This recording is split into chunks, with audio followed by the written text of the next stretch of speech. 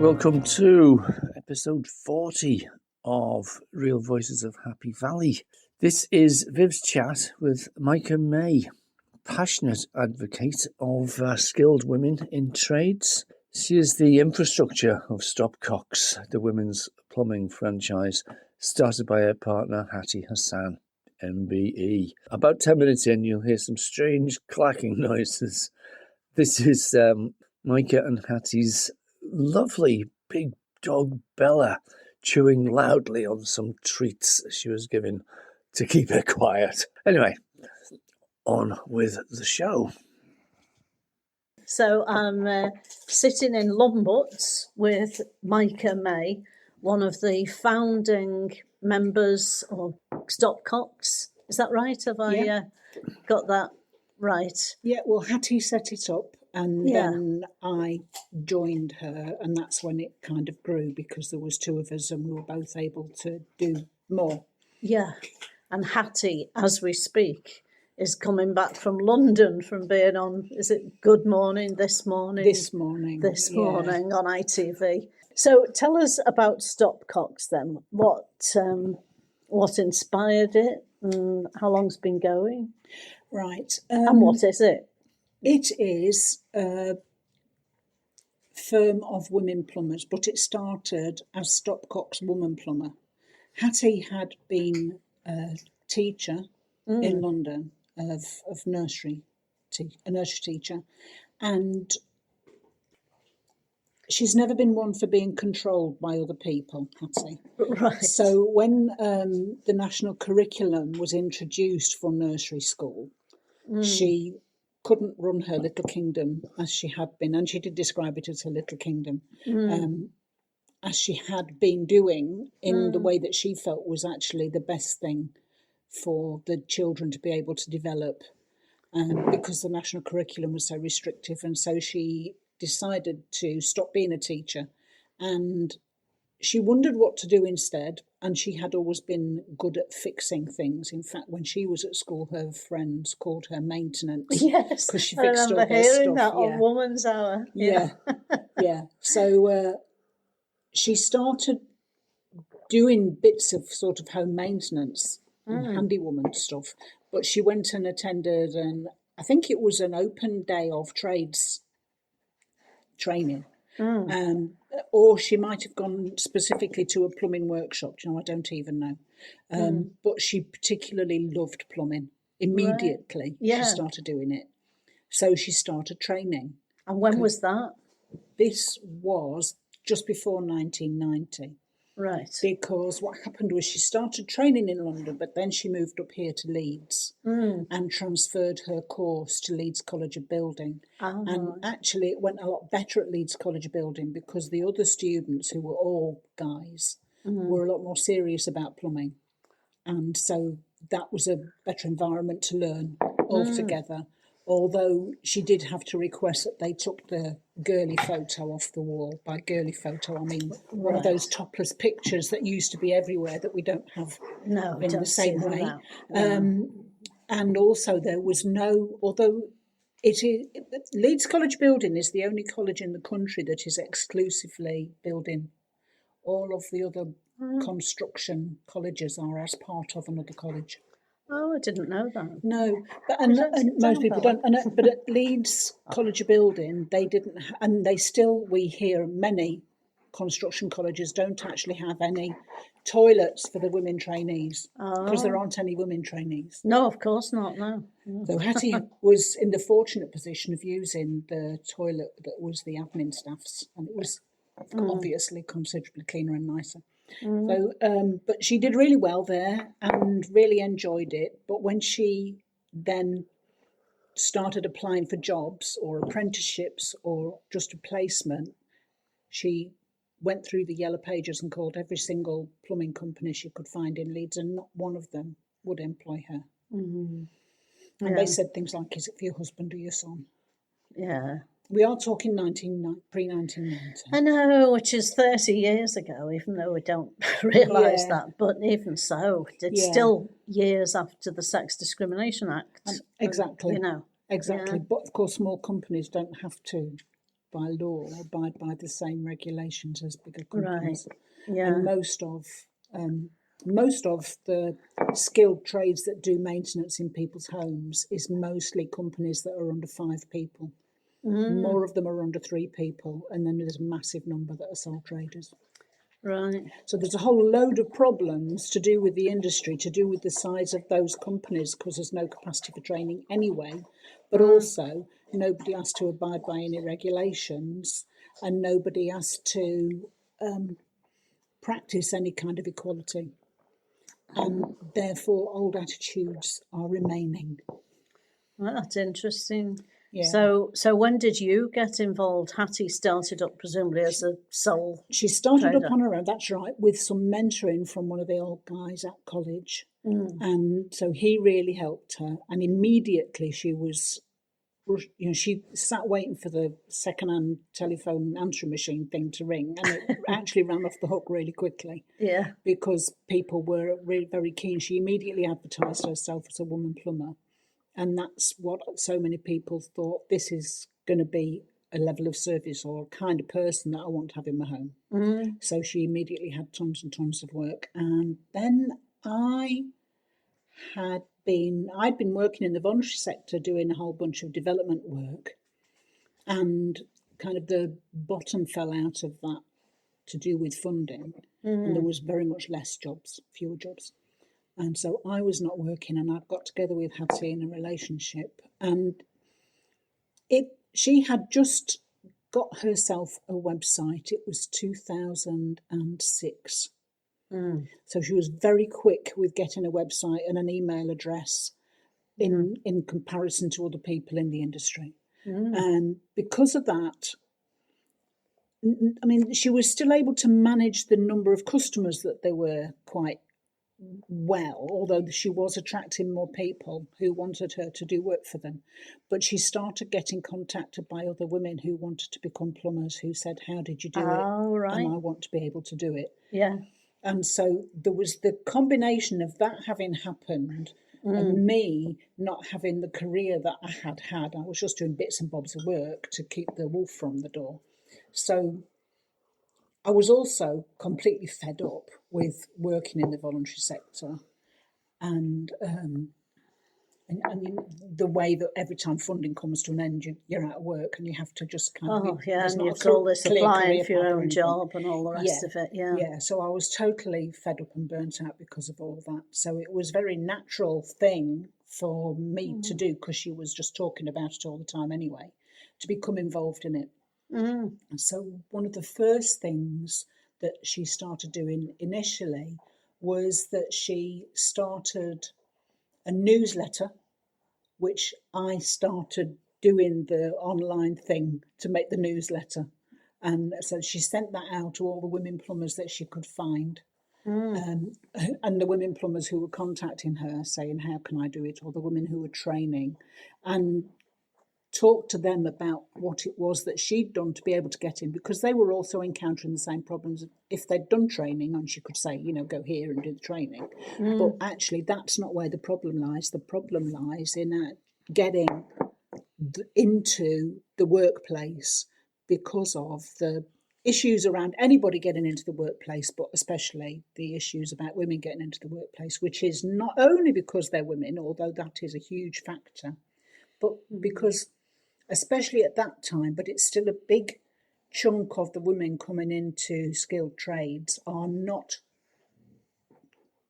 they're reinventing themselves. They're not 16 years old and able to exist on an apprenticeship wage. Right, yeah, so they need a They decent need a proper grown-up wage. Yeah. And, of course, they've got experience of the world, and whether it's true or not, there seems to be an assumption that they're going to have a gob on them, and they might not be easy employees for somebody who may not be the most enlightened employer. The statistics that we have got now, which we didn't have at the time, is that at least a third of householders would prefer to have a woman, and another third are completely happy to have a woman doing their trades work, maintenance work in their homes. However, tradeswomen account for approximately 1 or 2% of all tradespeople. Is that all? Yeah. Wow. And with gas and electric and roofing, there's certain trades where the numbers are very much less than that. With painting and decorating, there's massive giddy numbers of something like 6% of all painters and decorators are women. So, that's a high number. And that's high. Wow. But if you think of it, at least a third are looking for women because that's who they want to do the work in their homes for whatever reasons, and they are multiple. As far as having customers, as soon as a woman lets her local community know that she is a tradeswoman, the work starts coming. Right, yeah. Because, and also there is a national shortage of tradespeople anyway. But on top of that, when you've got this group of people who particularly want to have women doing the work in their homes, then, and the fact they are so few, but of course that's going to, if there were bigger numbers, I think that the demand would also increase, because right now, the majority of people, it doesn't occur to them that they can have a tradeswoman do the work in their home. So where did you set up a national register of tradeswomen? Well, first of all, we set up Stopcocks. Yeah. And initially, it was to help any women become self-employed. And we just ran around the country doing events, letting women know that there were other women who were doing trades, and we wore ourselves out and didn't get any paid for anything, and did increase the numbers and the awareness of women that they could do it this way, rather than what had been happening was they'd been leaving the industry because they couldn't do anything after they'd trained. So they'd trained and quite often paid a lot of money to do that. But they couldn't actually get into the job, which they were being told was the only way to get into work. So then Hattie started delivering mentoring, which is the bit that is why you need an experienced person alongside you. But she was doing it on the phone. So that's become easier now, as we've got better phones and video calling and stuff like that. So that was what happened then. But with and that has always been national, because there just aren't enough people in one particular area really to do anything very much. There's a few companies with maybe 3 women working within them around the country, but they are they're in cities, and there's hardly any of them. And what Hattie wanted to be able to do was to significantly change the landscape rather than provide a service just in one place. Right. So she was doing that with Stopcocks already. And then the next thing that she did was, the only way to run the company legally and having the women be self-employed was to become a franchise. So we did that. And when we did become a franchise, we followed the advice about being a franchise, which didn't ever suit us properly. But we did a lot of publicity when we launched as a franchise. So at that point, quite a lot, or by which I mean about 5, of the big national companies, manufacturers and other suppliers of things to plumbers contacted us and said, "Oh, you're doing this with women plumbers. Would be great if we could have your women plumbers. We'll provide money and do them a pamper day. We'll do this, we'll do that." It was really great. But I thought, well, a pamper day, that's all well and good, but it's not going to contribute to changing the landscape. But because we were in that place and they were contacting us about it, we knew that this was happening. And so she thought, how can I control that money? Because I remember at that point we were running around doing a whole bunch of things and not actually making any money. So it was, what is there that we can have the money for doing the things that we're doing anyway, and also contribute to the aims of increasing the numbers of tradeswomen? And so she thought of running an event for tradeswomen, which that's been now running since 2017. Right. And So is it a yearly thing now It's an then? annual thing. It will happen on the 4th of July this year. Funnily enough, something else is organised that day. Yeah. Your plans seem more interesting than Yes, the I other know, thing. which I'd rather be involved. Very much more interesting. Somebody did contact us and said, sort my postal vote out, I can still come. Yes. So has this grown in popularity each year? Very Oh, much. fantastic. Very much. And so that now brings tradeswomen together, and we are still meeting every time we run it.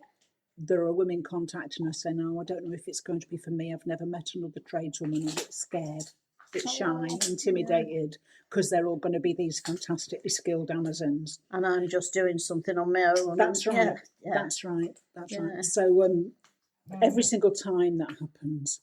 But we did also run this year in February, and there will be another one, I think, in October, the first time, because due to popular demand, women, because it's in London, the event that we run, but so there are women who can't, or either because it's a far distance, or because they don't want to go to London. And so we did run a half-day event in Manchester in February, and we will be running another one in October, probably on the northeast. Good. Yeah.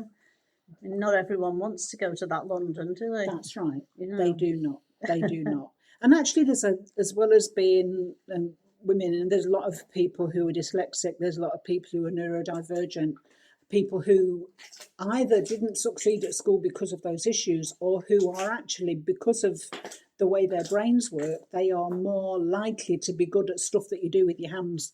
And so there's a lot of people in the industry, and those issues also mean that they're not going to want to go to that London, because it's a big different thing. Yeah. That is just not going to suit the kind of people that they are. So having smaller events in different places is going to work better to meet all the needs of all the different kinds of people that we've got in our little niche. So that's that which is happening. But then, of course, in 2020, there was lockdown. Yes. I was going to say, did that affect, have a big stop in the middle of the event? Yes, and it did. And we furloughed ourselves. But then, kind of very quickly after the beginning of lockdown, came the news came out that in the first month, 3 times as many women had been killed by their partners they were locked in with as had happened in the previous 3 years. Yeah. So Hattie, who was a survivor of domestic abuse herself from being a child, said, well, if I'm not going to do something about this, nobody's going to do something about this. We know lots of tradeswomen all around the country. We know women in lots of different trades, not just plumbers. So let's do something about this. So that's when we launched the National Register of Tradeswomen, in answer to your question. Yeah.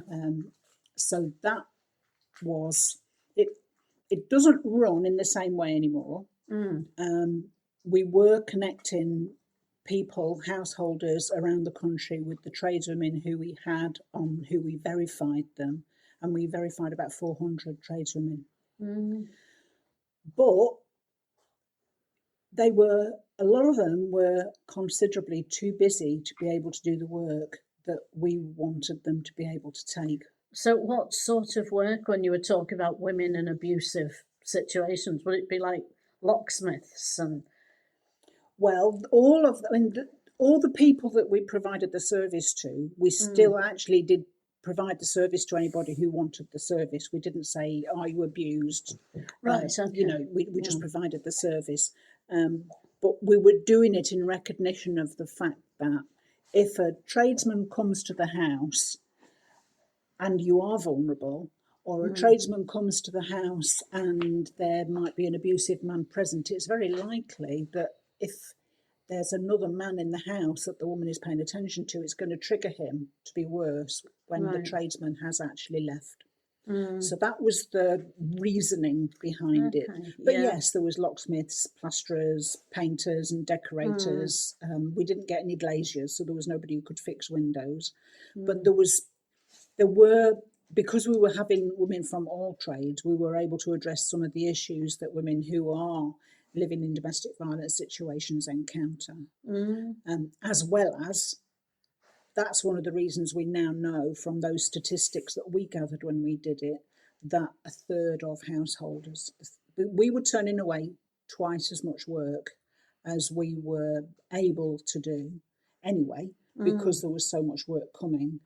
But out of the work that we did, there's other organisations that have grown up that have done the research that can now say a third of householders would prefer to have a tradeswoman working in their home. That's brilliant. So there's lots of So things. there's a lot of happening. cooperation between everybody, as from the sound of it. Well, from the yeah, women in trades. it's quite yourselves. good. It's quite good. And there's an organisation that are run by a marketing company in Birmingham that set up during lockdown. I think they were already doing advertising videos using tradesmen. But during the lockdown, they set up Facebook groups for tradespeople, and they set up a Facebook group for tradeswomen. Right. And we also set up Facebook groups for tradeswomen, and there are multiple trades groups, and then there are trades for specific industries. And so there's a lot of support, and technical support, and also emotional support for women in those groups. But that other group in London, which is Women on the Tools and On the Tools, they have done pieces of research and white papers about the state of the industry that they've started doing. But the first one was about women. But there's also been one about mental health, because mental health in the industry is there are 2 suicides of men every week in the construction and maintenance industry. It's absolutely appalling, and that's a measurable one. You know, the actual mental health issues are not so measurable as that. So in general, the industry is toxic. So out of the things that happened during lockdown and the online stuff that happened during lockdown and the cooperation that started, I think more among the small tradespeople rather than just the construction industry, there are things happening, and there's actually some activism to make the industry a better place. And was it in recognition of some of those things that Hattie got a MBE? The MBE was prior to lockdown. So it was before we did the Register of Tradeswomen, and it was because of the events. Right, yeah. And the fact that there was nobody recognising the issue of women wanting and failing to get into the industry, and how that could actually change the industry and change the experience for householders. Yeah. And the MBE was actually for services to women in the plumbing and maintenance industries. Right. Because she also went over to Africa, didn't she? That was in 2015, yeah. Yeah, to help with toilets and drainage and stuff there. Well, and that's hugely important for women, isn't it? You know, it's really, really significant. What happened was we knew people in Africa, African people, and other people, expats in Africa. But there was a woman who is African who we knew in Kenya, who she'd kind of been in her brain an activist from being a very little girl, actually. And she was from a family who were of a wealthy enough for her to have had a good education. But when she came back to Kenya, AIDS had started. yes, God. And of course, that was impacting women really badly. And the women were being blamed for the spread of AIDS early on. And so, but they were dying and children were being left. And what she recognised was that the children were not actually orphans. They didn't need an orphanage. They needed to remain in contact with their community, and they would probably have extended families. Yeah. But those extended families were not in a position to look after the children. So she set up a community home rather than an orphanage, so that the children could remain part of the community. And we knew her name is Karamba Ringera, and she's a doctor, you know, she's an empowered woman herself. And so within the community home, they have children from really quite young. I think there are probably about 30 children living there at a time. But it's been happening long enough for people to have left and gone on into education, and to now also contribute back into supporting that. Yeah. And it was that which we knew her, and Hattie heard that they did have a rainwater harvesting system, but it was leaking and not harvesting the rainwater. And Karambu said, it's driving me mad because it's just causing more drips. And the sound of a dripping is, as we all know, one of the worst things. So we went there, and Hattie was not certain what it was that she would do, other than she thought, well, they need their rainwater harvesting system fixing. But when we got there, we could see that it needed fixing, and we could see that they had big tanks, and they were set on concrete, which was expensive and took a long time to set. But at the same time, they were clearing a patch of garden to grow vegetables, and the children and everybody was moving rocks. And so Hattie thought, we can make Gabion baskets to put the rainwater tanks on, which will mean that we can do a lot of them for the price and in the time that we were there, and in comparison to if we used concrete. Yeah. So she created a training manual as she was doing it, how to do it, got the equipment so that we could leave the equipment there, and trained a young woman and a lad to be able to do this. And while we were there, we fundraised among people that we knew, because by then we knew what it was we wanted to be able to do, and people sent money that funded the whole activity. Wow. I was going to say as well about male tradespeople, about tradesmen, that we, like where we are, we're in Todd now, near Liggett Post Office. Oh, yeah. And we've got a couple of little jobs need doing, little jobs. And Dave can't do them. And whoever we've rang, occasionally they've said, yeah, I'll come out and do that. No sign of them. And one of them admitted, no, they're not big enough jobs. It's not worth my while. So maybe if we get onto some women traders, they might say, yes, we can make you a step to go, to stop you having to step really high up in the yard.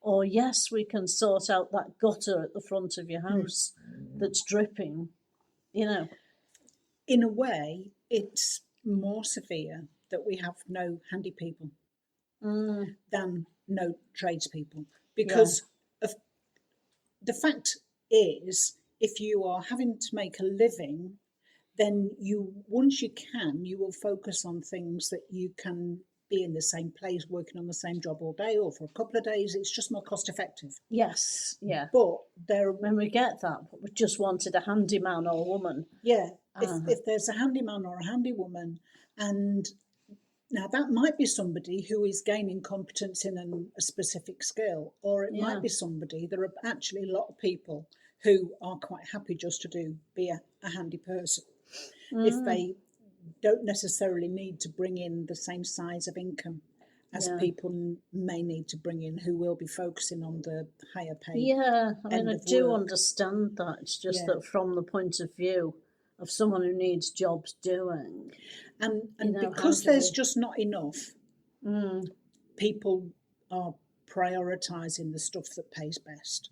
Yeah. And those little jobs, actually they can be quite lucrative. Well, but it's more faff. Yeah, it's more faff. But if you do it for people who are then pleased with what you've done, the next time a bigger job needs doing, you're more likely to go to that person, aren't you? Yeah, and when we are working with tradeswomen setting up, working for themselves, we specifically encourage them to focus on doing those little jobs, because we know that once you've been in somebody's house and they've found that your work is good and you're pleasant to have around, they will employ you again and they will tell their friends. So it's a fantastic way to build your business. Yeah. So you can get around your local community and do all those little jobs while you're gaining competence to maybe do something big like install a bathroom, which requires multiple skills, including tiling, not just plumbing, for example. Yeah. But you can learn doing other things that you can do, like fixing a dripping tap or fixing a loo, and a whole bunch of things like that. Yeah, it's all using those sorts plumbing of little examples, things, isn't it? Yeah. Those are the things that people who could be installing a boiler is, because once your gas competent, then you are dealing with bombs, so you do have to pass a high level of exams. You have to do every year. You have to do more exams to check that you're fully competent, and every 5 years and all of that. So all of that's expensive. So those are the reasons why something like gas is more expensive. But those people all have to start somewhere. And you can get around your community and do all those little jobs as you're establishing yourself. Yeah. And then you can start doing the stuff that's more lucrative on your reputation that you've built by then. So if anybody listening thinks, I need some work doing in my house, plumbing, whatever it is, I'd like a woman to come and do it. How do they go about that? In the Valley, there are 2 women working who are not Stopcocks plumbers. They are women who have stayed working with us from the time of the Register of Tradeswomen. And so they can ring us or fill in a form on the website stopcocks.uk. Okay. Or the free phone number is 0800 862 0010. So they can ring that, and you can point them in the direction of we will put them on to where they either want to Aggie go. or Catherine. Catherine is a plumber and will be gas competent soon. And Aggie is a general builder who can do plumbing, including kitchen and bathroom installations, but also building work. She's going to fix our roof. Well, that's fantastic. Thank you, Mica. And well done for your part in all this. It's fantastic living in this valley. We've done 40 episodes chatting to 40 or more really interesting people. And we've only scratched the surface. There's so many more to chat to. So follow us, subscribe to our podcast, and we'll be back shortly.